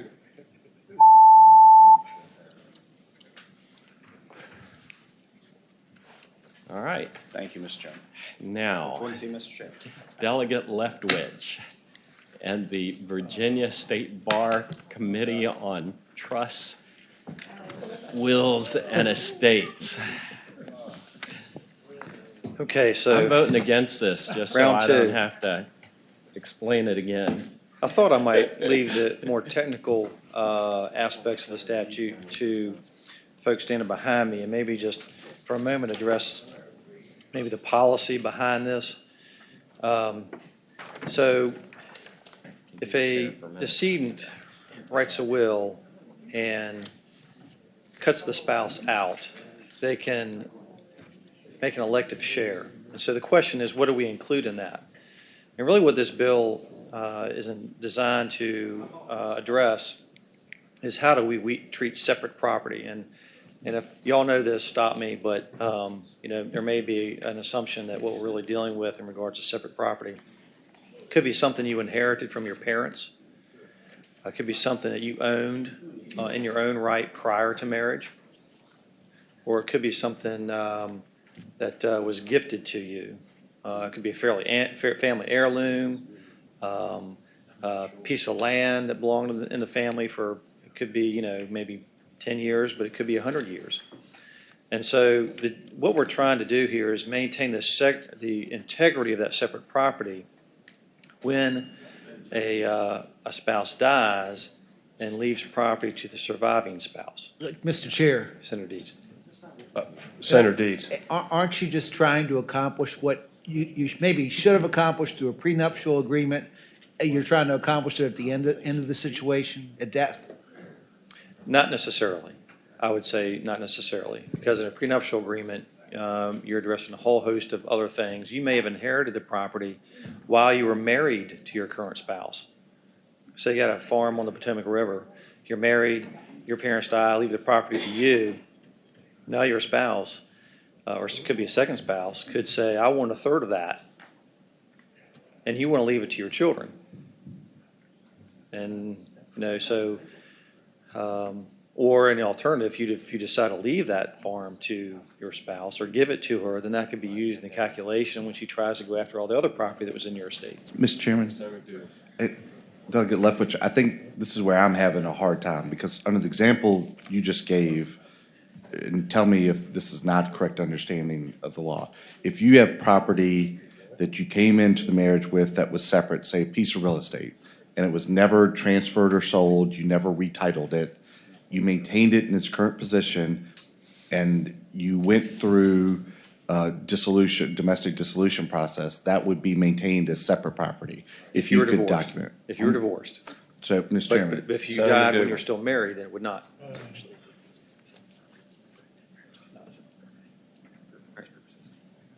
Well, I'll let, you want to address that? Is that okay? My name is Dan Durst. I'm a partner at Williams Mullen in the Trust and Estates section. I'm also on the Virginia Bar Association section for Trust and Estates. For purposes of this statute, property that you bring to the marriage is not considered to be separate. This is the only separate property under this statute is property that you received gratuitously, so property you received by gift. So if you bring a closely held business or a vacation home or something like that to your marriage, if it's like a second marriage situation, that is in the augmented estate. It's subject to your spouse's claim. This is really just gratuitously received property. You receive an inheritance from your parents. But, Mr. Chair, Senator Deeds. am I not correct that you could, you know, a carefully crafted prenuptial agreement for a second marriage, you could say that any property I inherit from my family is separate property? You could do that. This is trying to address the default position. So if I could provide a basic example of what's not working currently. I have a basic question. So Yeah. you're telling me if you bring a business and the assets in that business, and some of those assets may be real property in that business to the marriage, it now becomes part of the augmented estate, or could be? That's the current law. I thought it was just what you made off of that during the marriage, not what you brought into it. Currently, everything that you have, whether you had it before the marriage or during the marriage, if it's proceeds earned during the marriage, if it was not received gratuitously, then it's part of the augmented estate. And you could not maintain that as separate property, is what you're saying? Not without a prenuptial agreement. Okay. Could I please, Mr. Chairman, provide a simple example? Because this is really a technical correction to the statute that was passed just a few years ago. Suppose that you have just two pieces of property. You have an inheritance that you received that's cash, and you have, say, a river house that you brought to the marriage. But for these purposes, it's not separate because you purchased it during your first marriage or whatever. You had it beforehand. And you want to leave the river house to your children, and you want to give your wife the cash, or your husband the cash, to make up for his or her claim. Under the current statute, the way it's working, you'll actually get different results depending on how you leave the cash to your spouse. If you give it to her through a will, it is not included in the pie of the augmented estate, but it's also not counted towards satisfying her share. And so she gets your cash, or he gets your cash, and then he or she also gets to claim a piece of the river house. And that's just because of a break in the current statute where Section 308.10 is not cross-referencing the right section of the statute. When did we adopt the statute that caused that break, as you call it? 3 years ago, I believe. Was that a bill from the Virginia Bar Association asking us to adopt? It was, and this is effectively an error in the drafting of the statute that was recommended. Mr. Chairman, so maybe I'm starting to understand the disconnect. So if you brought in that piece of real estate titled only in your name, go through a domestic dissolution, that does count for separate property.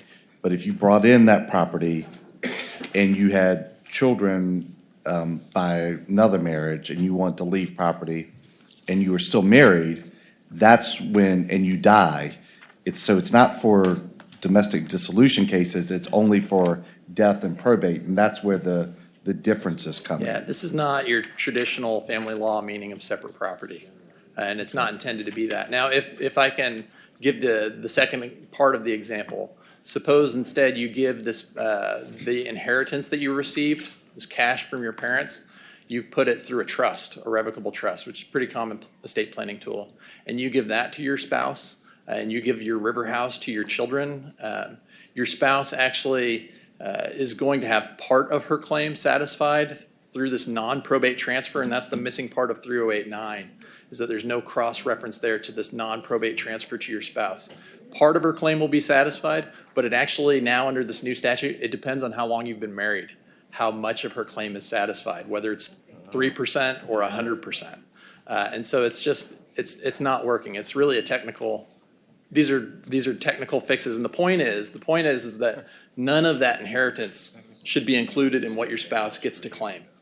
But if you choose to give your inheritance to your spouse to satisfy his or her claim, that you should be able to do that if you want, because the point is that you have a claim over half of the marital property, whatever that is defined as in the statute.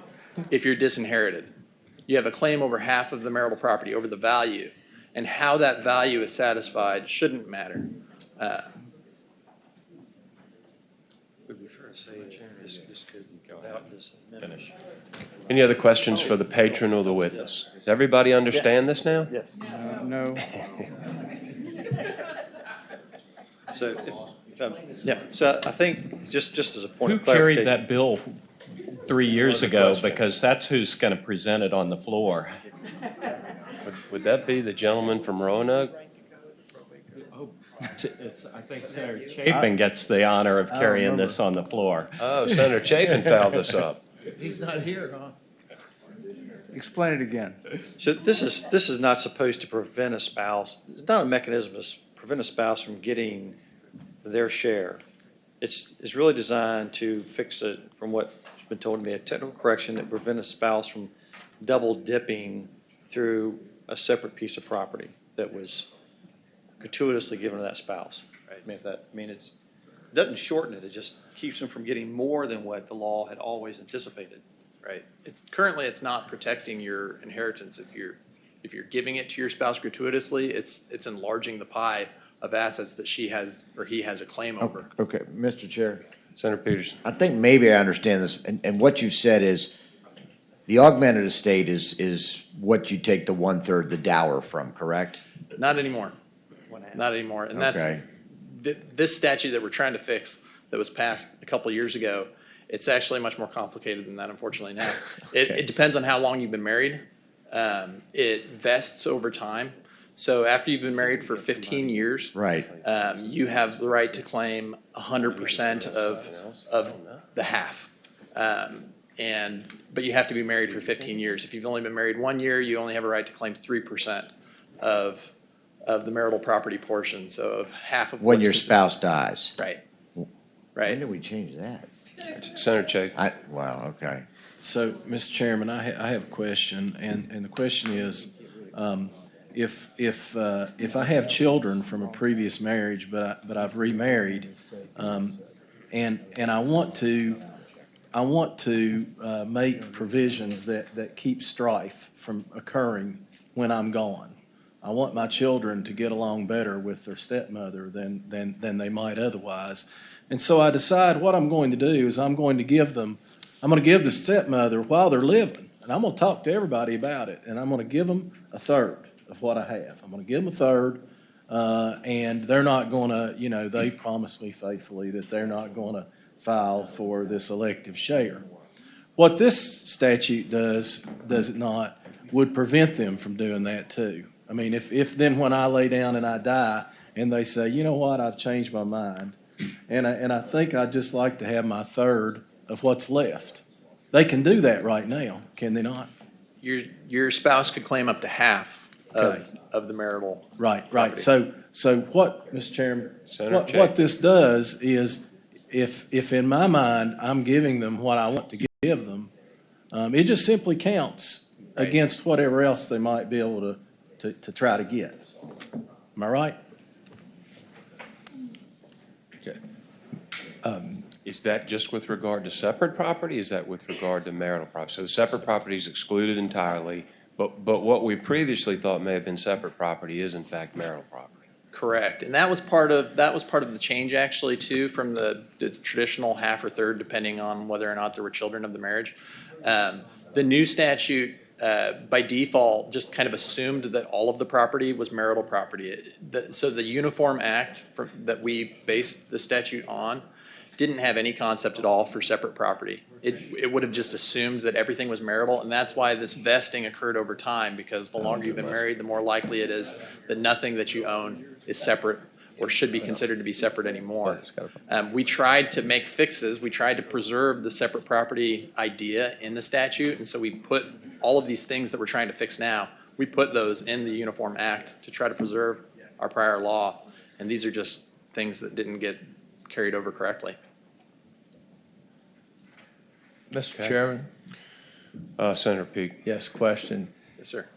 If they gave the separate property, if they put in the will that separate property, can you put in the will that it is to be counted, or does it not matter if you put it in the will? You can't, and so, Mr. Chairman, unfortunately, so if you put it in your will, it's your separate property, but you put it through the will to your spouse. The problem that you have now is that under 308.9, it's excluded from the augmented estate. So it's not counted at all in the assets over which your spouse has a claim. But in 308.10, if you look at it, it has a category, it's the first subsection there. Currently, it says that you're paid first from the value of property excluded from the augmented estate under sub A of 3089, and that's the wrong cross-reference. And so what we were trying to do when we put that section in there was we were trying to have that say, if you paid your wife or husband with property that was separate property and excluded under this section, then the spouse is paid first from that property. But it's a bad cross-reference. It's not even referencing the correct section. And so you would just give the property to your spouse through your will. She takes it, he takes it, and that was a gratuitous transfer you made, and now your spouse gets to double dip, as Delegate Leftwich said, in the other assets of your estate. Well, I'm just curious, if we amended this to repeal the Uniform Act that someone convinced us in voting for a couple of years ago, wouldn't that solve the problem too? It would definitely solve this problem, I suppose, although I don't know that it would solve other problems that people perceived with the old statute, of course. I mean, as far as the policy goes, frankly, personally, I don't know that I necessarily cared any more for this statute than for the old one, but currently this one is not functioning as it was intended.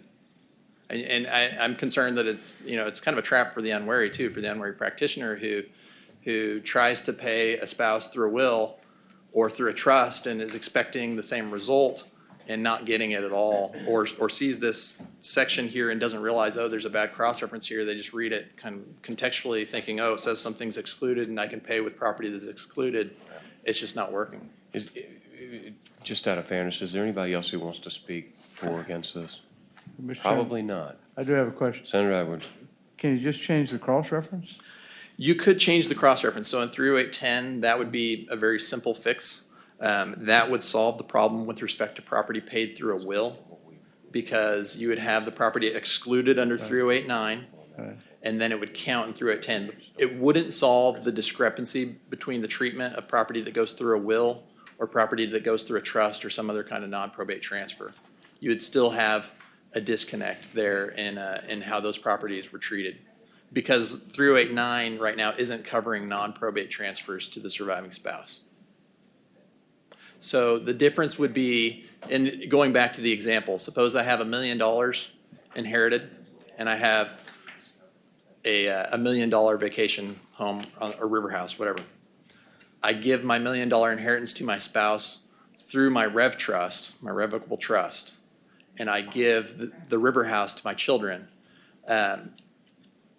The inheritance, because it's not excluded under 3089, when it passes through the trust, my spouse can claim a portion of my inheritance, and then she gets it as well, and how much of it counts as offsetting her claim depends on how long we've been married because of the new system. Mr. Chairman, isn't the augmented estate deals with probate property, not non-probate, no? It deals with all property that the spouses own.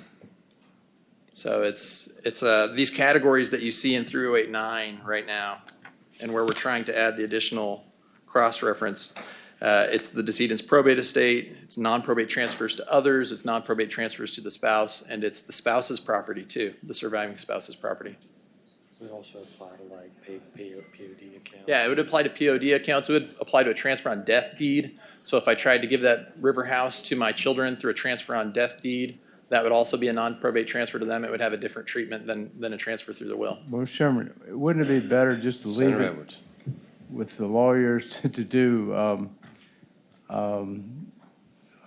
prenup agreements and things like that? Mr. Chairman, you could obviously address these issues through prenuptial agreement or postnuptial agreement, I think, for that matter, although I'm not a family lawyer. But it wouldn't address the default position, and I still would be very much concerned for people who aren't aware of this issue, which I think would probably be 90% of trust and estate practitioners who try to do this, who have a second marriage and try to give their spouse or gives the client's spouse something through a will, and it's not doing the trick. They're just giving property gratuitously to the surviving spouse, and then the spouse also is going to make a claim on the closely held business or the river house or whatever it is you want to give to your kids. Let me just say, in the committee, make a motion that it chooses, but what concerns me here is we obviously have adopted a statute which has cause some unintended consequences, and now we're trying to craft a fix to one of those, which I frankly am concerned about. I wonder if we shouldn't go back and deal with the underlying problem that caused all of these issues, and that is the bill of a couple years ago, versus trying to put a quick fix in on this. But whatever you all want to do. Is there a second to that? Second. There's a motion to report properly seconded. Clerk, please open the roll.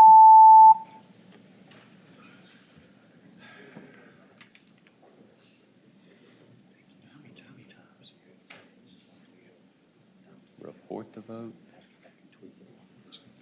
Ayes 9, no 6. Senator Obenshain gets to explain it on the floor again. The heck I did. I voted no.